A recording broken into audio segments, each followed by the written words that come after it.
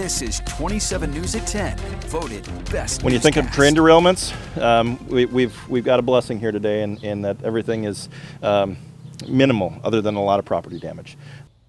29 train cars went off the tracks in Dodge County this afternoon. The sheriff called it a blessing that no one on or near the train got hurt. Thanks for being with us tonight. I'm Brandon Taylor. Amber is off. The derailment shut down the main road going through Reeseville for almost 4 hours this afternoon, but that road is back open tonight. The derailment happened west of Reeseville, which is about an hour from Madison between Columbus, Beaver Dam, and Watertown. Caroline Dade has you covered on why local authorities say the derailment is not a threat to the environment.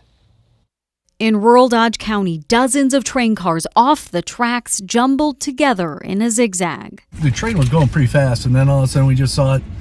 I was looking out the window and I just saw it just start slowing down real fast. And I was like, well, that's strange. There's 29 cars and it's a mess. But Dodge County Sheriff Dale Schmidt says no one got hurt and people don't need to be worried. What I want the public and the community to know is nobody's in any danger.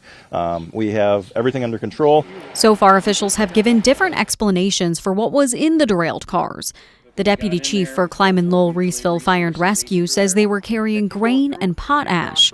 A representative for Canadian Pacific says it was wheat, seed, and bentonite clay. But they both say there weren't any hazardous materials on board. There was no diesel released, neither of the locomotives were involved.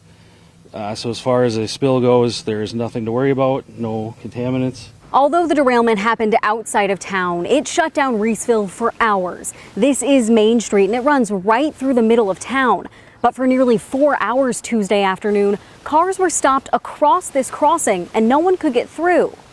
Even with the road back open, Schmidt says that's only the start of the cleanup process. Tuesday evening, Canadian Pacific had several large machines working to clear the derailed cars from the tracks. It's a mess, so it's going to take them a while to clean that portion up. As crews work to clear the scene, officials are looking for the cause. We don't know exactly how this happened yet, but we're still trying to figure that all out. And Schmidt says that could take some time. In Dodge County, Caroline Dade, 27 News.